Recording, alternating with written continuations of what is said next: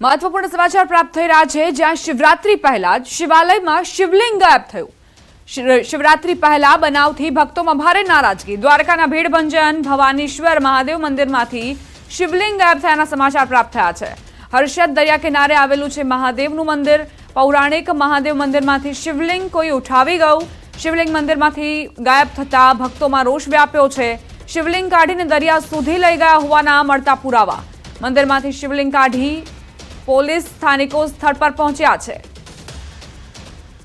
સંવાદદાતા મુકુંદ જોડાઈ ગયા છે વધુ જાણકારી સાથે। મુકુંદ, મહાશિવરાત્રીનો અવસર હવે ગણતરીના કલાકો બાદ શરૂ થશે અને એવામાં શિવલિંગ ગાયબ થયું છે મંદિરમાંથી, શું વિગત? જી બિલકુલ, વાત કરવામાં આવે તો દેવભૂમિ દ્વારકા જિલ્લાનું હર્ષદ આવેલું છે। આ યાત્રાધામ હર્ષદ પાસે શિવજીનું મંદિર આવેલું છે।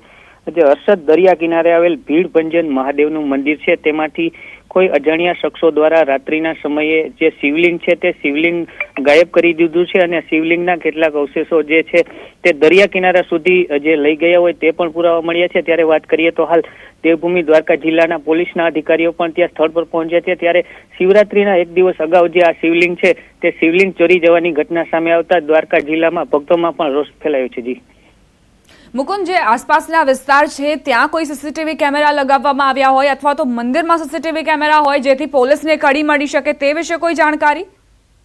જી વાત કરીએ તો જે યાત્રાધામ હર્ષદ છે તે હર્ષદની મંદિરની જે પાછળનો વિસ્તાર છે ગત વર્ષે ત્યાં ડિમોલેશનની પ્રક્રિયા પણ હાથ ધરવામાં આવી હતી। આ ડિમોલેશન પ્રક્રિયા બાદ ત્યાં સીસીટીવી કેમેરા તો નથી, પરંતુ હાલ જે પોલીસ છે તે પોલીસ દ્વારા તપાસ હાથ ધરવામાં આવી છે।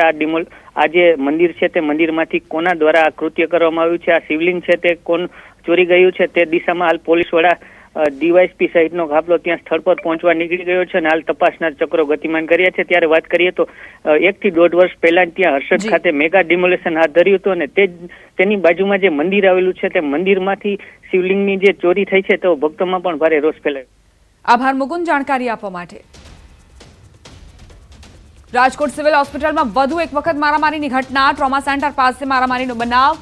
સિક્યુરિટી ગાર્ડ અને દર્દીના સગા વચ્ચે મારામારી થઈ। સમગ્ર મામલાનો વિડીયો સોશિયલ મીડિયામાં વાયરલ થયો છે।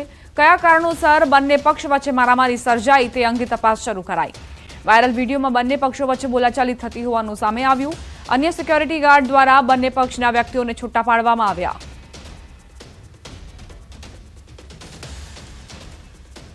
સંવાદદાતા અંકિત જોડાઈ ગયા છે વધુ જાણકારી સાથે। અંકિત, કયા કારણોસર બબાલ થઈ હતી? ચોક્કસ, ખાસ કરીને જે વિડીયો સામે આવ્યો છે આ વિડીયો રાજકોટ શહેરની પીડીયુ સિવિલ હોસ્પિટલના જે ટ્રોમા સેન્ટર છે ત્યાંનો વિડીયો છે તે સામે આવ્યો છે અને સમગ્ર વિડીયોની અંદર જોઈ શકાય છે કે સિક્યુરિટી ગાર્ડ અને દર્દીના સગા વચ્ચે મારામારી થઈ રહી છે અને આ સમગ્ર મારામારીનો વિડીયો છે તે હાલ અત્યારે સોશિયલ મીડિયામાં વાયરલ થયો છે। વિડીયોમાં તે પણ જોઈ શકાય છે કે કઈ રીતે અન્ય જે સિક્યુરિટી ગાર્ડ છે તે પણ બંને પક્ષના જે વ્યક્તિઓ છે તેમને છૂટા પડાવવાનો પ્રયત્ન કરી રહી છે।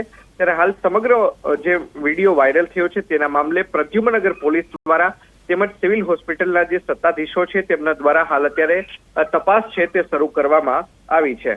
જી આભાર અંકિત જાણકારી આપવા માટે। ભાવનગરથી સમાચાર, જ્યાં બે જૂથ વચ્ચે મારામારી થઈ। ચાવડી ગેટ વિસ્તારમાં મારામારીની ઘટના। જાહેરમાં મારામારીના વિડીયો વાયરલ થયા। સામાન્ય બોલાચાલી બાદ આ મારામારી થઈ। પોલીસે ફરિયાદ નોંધીને તપાસ આરંભી છે। ચાવડી ગેટ વિસ્તારની આ ઘટના કઈ રીતે બંને પક્ષ એકબીજા પર લાકડીઓ પણ વરસાવતા નજરે પડી રહ્યા છે। બે અલગ અલગ દ્રશ્યો તમને દર્શાવી રહ્યા છીએ। એક તરફ રાજકોટ સિવિલ હોસ્પિટલમાં મારામારી થઈ જ્યાં દર્દીના પરિજનો વિફર્યા હતા અને મારામારી પર ઉતર્યા। બીજી તરફ ચાવડી ગેટ વિસ્તારમાં ભાવનગરની આ ઘટના જ્યાં બે જૂથ સામસામે આવી ગયા અને મારામારી પર ઉતરી આવ્યા। અસામાજિક તત્વો કઈ રીતે બેફામ બન્યા છે રાજકોટ અને ભાવનગરની આ બે તસવીરો તેનો જ પુરાવો આપે છે। સિવિલ હોસ્પિટલ જેવા સંવેદનશીલ પરિસરમાં મારામારી કરતા આ શખ્સો જુઓ। બીજી તરફ ભાવનગરમાં ખુલ્લેઆમ મારામારી, ધાકધમકી અને દાદાગીરીનો આ ખેલ ચાલી રહ્યો છે।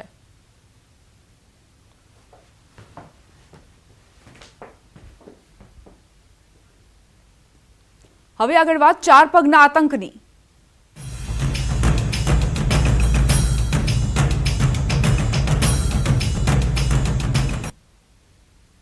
રાજકોટના જેતપુર તાલુકાના જેતલસર ગામે સિંહે ખેડૂત પર હુમલો કર્યો।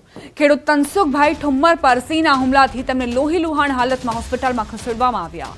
હુમલામાં ખેડૂતને હાથ અને પગના ભાગે ઈજાઓ પહોંચી હતી। ઉલ્લેખનીય છે કે જેતપુરના ગ્રામ્ય વિસ્તારોમાં વન્યપ્રાણીની અવરજવર સતત વધી રહી છે, તેમજ વન્યપ્રાણીના હુમલાની ઘટનાઓમાં પણ વધારો થઈ રહ્યો છે।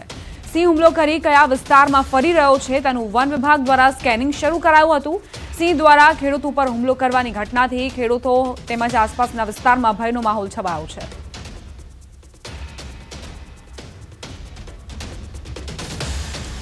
મારે સીમ વિસ્તાર જેતલસર મંડલીપુરમાં હું બાજુવાળાની વાડીએ મજૂર માટે જતો હતો, તો પાછળથી મારી ઉપર સિંહે એટેક કર્યો અને મને પછાડી દીધો અને હાથ ઉપર અને પગના ભાગમાં ઈજા કરેલી। ભયની તો આજે અમે નજર સમક્ષ જોયેલું છે।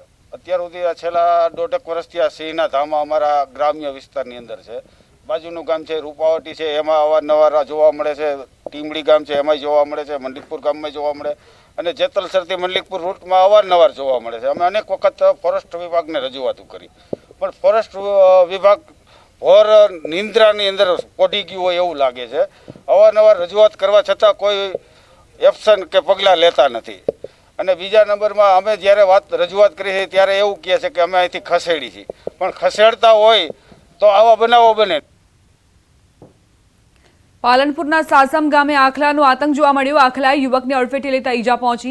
2 આખલા લડતા બાઇકને અડફેટે લીધું। સાસમ ગામે રખડતા ઢોરનો આતંક ફરી એક વખત સામે આવ્યો છે, જેના કારણે લોકોમાં રોષ વ્યાપ્યો।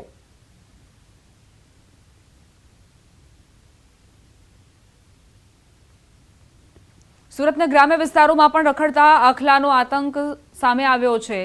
માંગરોળના તરસાડી વિસ્તારમાં મોડી રાત્રે આખલાઓ યુદ્ધે ચડ્યા અને ભોગ બની રેલિંગ।